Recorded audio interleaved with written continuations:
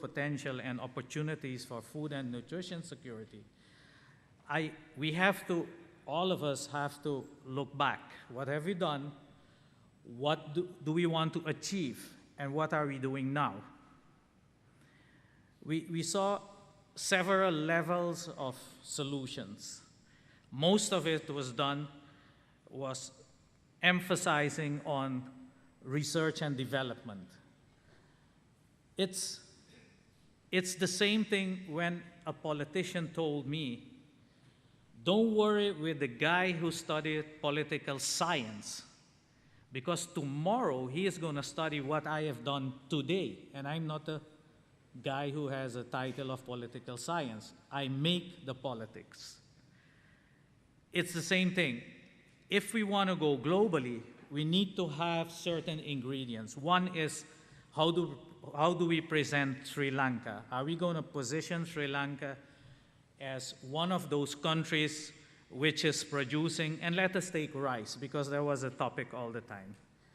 Do you want to produce rice to compete with Vietnam? Do you want to produce rice to compete with India? And it is a good example, because I will show you why it is not that easy, but it's not something which cannot be done if you think out of the box and continue with the innovative way you're developing your economy. Briefly, I saw that it was touched, the farm-to-market situation. If you go to the FAO pages, you will see there's a lot of that published, which is very important. And it is my firm belief that to enter the global market, we have to highlight the past. We have to study the present and then construct the future.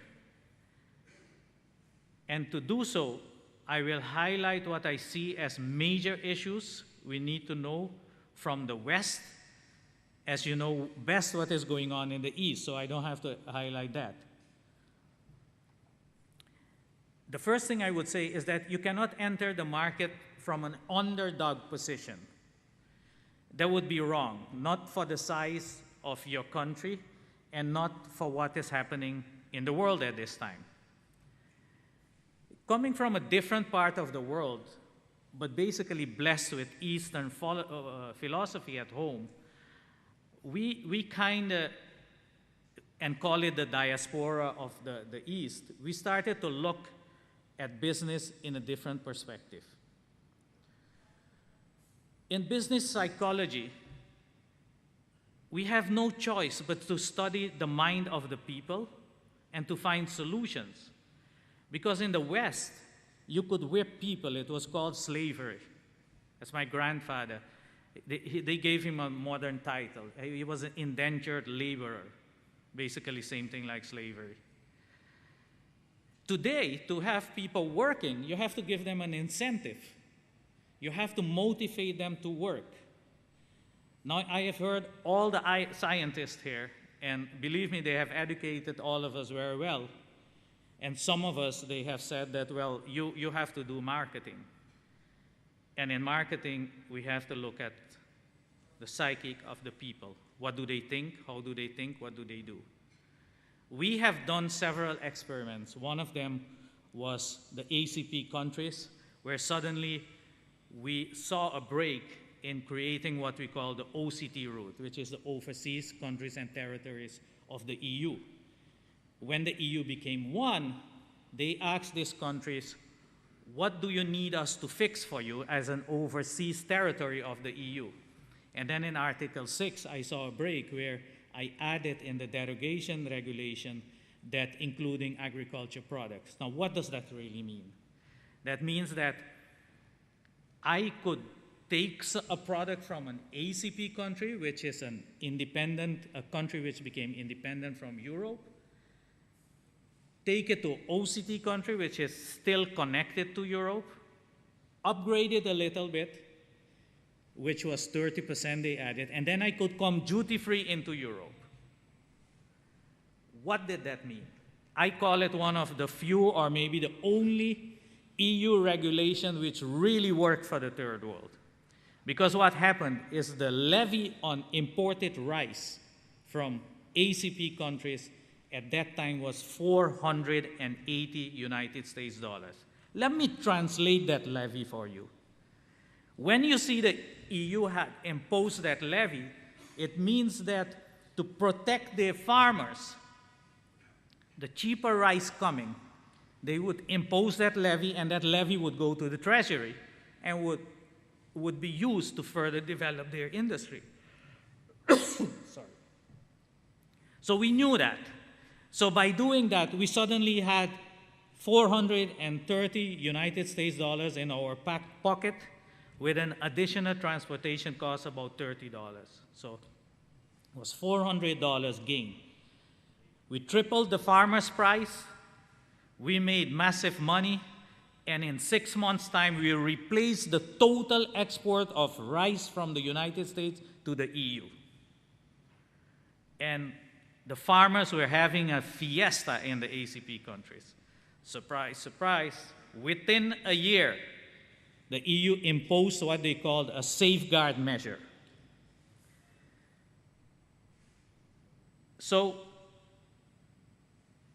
what does this tell us? This tells us, and that takes me to my first conclusion, is that in general, for too long we have treated those who produce our food as second-class citizens. Here are we talking about a world crisis, but we still see farmers as people we're going to give a handout. If we don't change that, trust me, you're not going to change the world. Because don't forget where we came from, why we have WTO. Are there any questions? Do we have an example somewhere being followed and was successful, that it's applicable in our situation here in Sri Lanka, in the Middle East, in most of our developing countries? We're all suffering the same situation. Yes, we respect very much the European, the American, because they have done what's good for their countries, for their farmers, and so on. We should respect that very much. How can we do the same for ours? Thank you. Okay, indeed, working as an advisor to several governments, and so we do have possibilities to test systems. Let me take a small country like Guyana. We have established there, or managed to establish, or get the government to establish what we call the Rice Development and Marketing Board. But you hear what we add to it, and the Marketing Board, because marketing drives production. So it's a board where you have the government, the private sector, the consumer, the traders, everybody is on board. And that is the body advising the government. Now, everybody was scared of it. And then I called for a meeting with the Chamber of Commerce, and I told all those private sector people, I said, don't give me that you cannot convince the government. If we are good marketers, we should sell our plan to the government. We should convince them that this is the right way to go. Our next speaker, which will conclude our line of speaker, is Dr. Wijeyaratne. Good evening, and thank you very much for the introduction. The potential and opportunities to become secure in food and nutrition. My presentation is based on 5 major topics: the current production, productivity and cost of production, the variation of production and prices, that's mainly in Sri Lanka, the local food pattern and the per capita consumption, the global norms and safety issues when it comes to food consumption, and the interventions we are doing from the Ministry of Agriculture. Okay, we all are happy that during the last couple of years we achieved self-sufficiency in rice as well as maize. This is how we achieved it. Yes, in rice it is a gradual increase. For the last almost 10 years we are increasing our production, and we reached the self-sufficiency level in 2010. But then 2010 is an extraordinary year because we had very good 2 seasons. So the yields in 2011 and 2012 are a little lower in paddy, but then we are at the self-sufficiency level. In maize, we had a sudden increase from 2008, 2009, and we reached the self-sufficiency only this year, but we produce little more than what we required. So in both commodities, we have more than 5 to 10% excess, and we are very happy that we are self-sufficient in our staple food rice as well as our main feed material, maize. And then paddy, we have another reason why we should be happy, because as the previous speakers pointed out, only 3 to 5% of the global production of paddy is coming to the world market for trading. So there are a lot of price fluctuations. For example, last year, the normal grade rice FOB price was about $660 per metric ton, and this year it came down to $440 per metric ton. That is mainly because there are 3 main players in rice production. So if there is something happening to one of those countries, the prices and also the volumes coming to the world market can change very quickly. I'll go through quickly the production and productivity of Sri Lanka, some of the fruits, vegetables, as well as paddy. Mainly in vegetables, our problem is low productivity. In bean, carrot, brinjal, bitter gourd, capsicum, some of our most important vegetables. These are the extents cultivated for the last year, as well as the production. And the productivity, we can't be very happy. The productivity is kind of low. And also, the farmer's income is also not very satisfactory. When it comes to paddy, yes, we are a little happy about that because we are the second highest, we have the second highest productivity in this region. We are second only to Indonesia, and we have about 4,000 metric tons per hectare.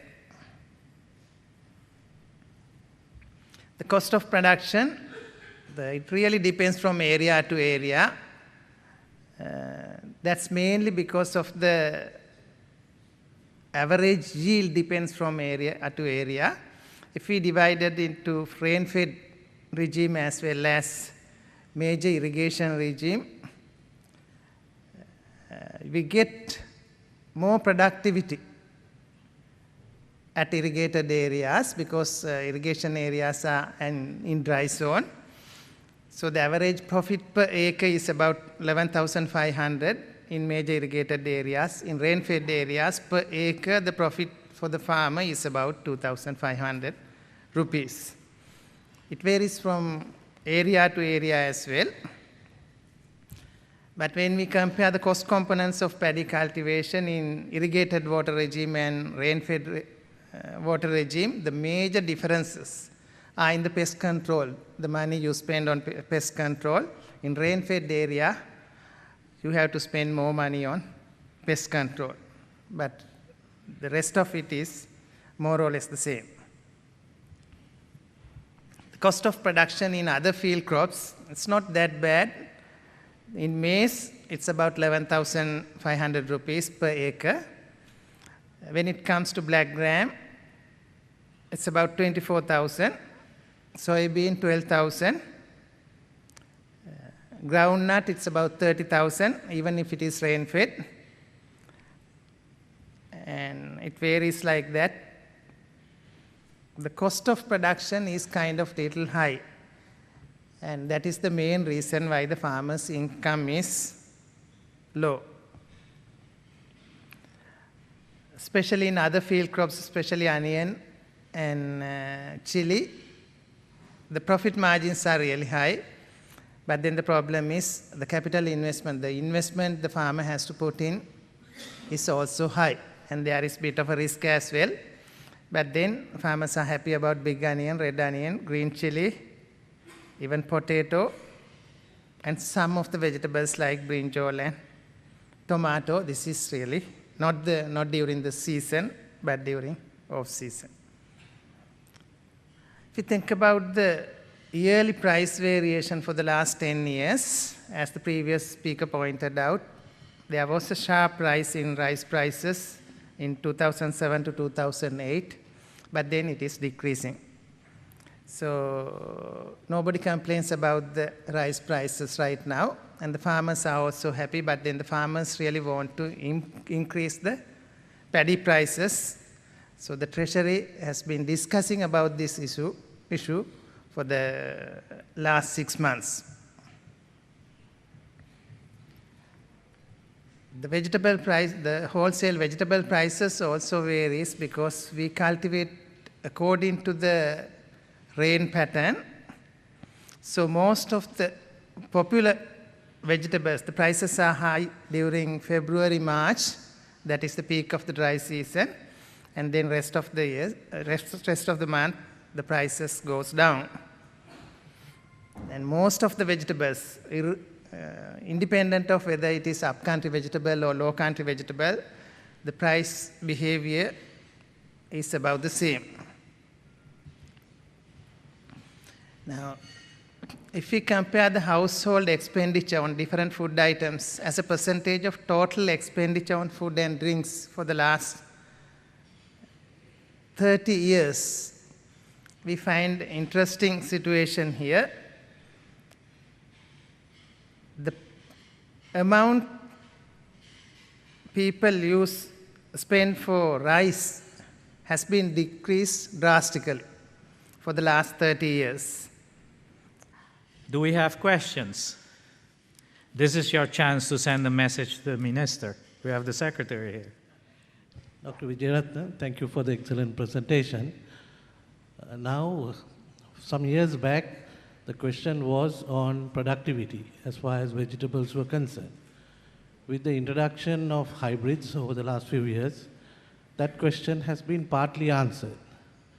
So most of the farmers, let's call them progressive farmers, are using some good hybrids in most vegetables. But now we see a situation where they cannot market it. We accept the fact that we are very poor in the production of hybrid seeds. That was a mistake the Department of Agriculture as well as the Ministry of Agriculture has taken something like 15 years back. If we started producing our own hybrids 15 years back, right now we'll be having good varieties of our own. But right now we have to depend on imported seeds for most of the vegetables. Yes, but then right now we are in the process of developing these things, and especially we get a lot of assistance from the private sector. Just a comment on the extension side.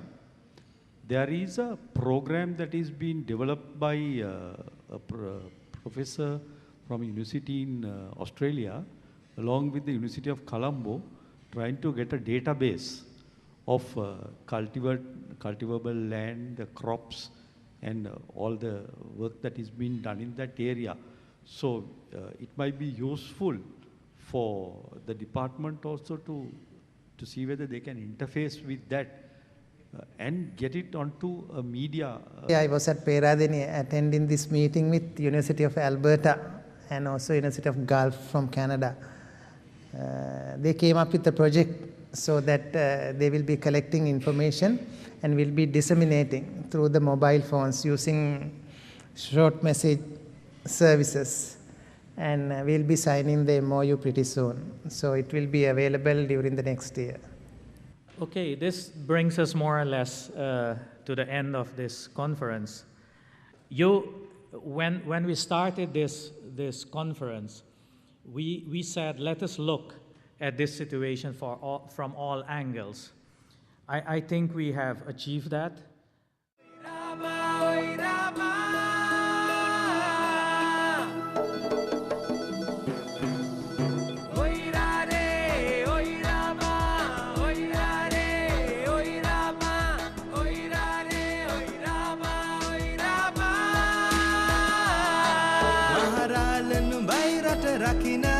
සෙත් කවිය වගේ සෙත සදනා වැ කන්ද පාමුලට කුරුළු පාලු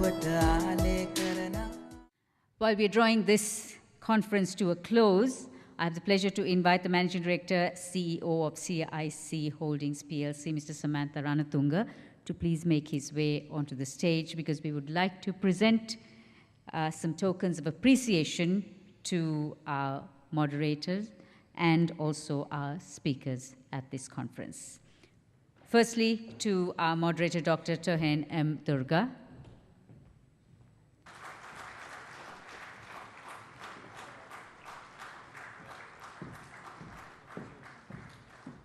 A big thank you also to Mr. Sudarka Thoma.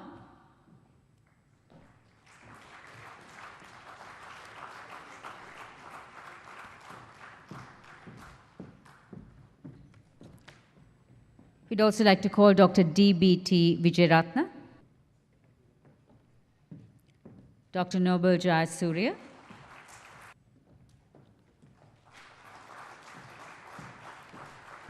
Professor Buddhi Maram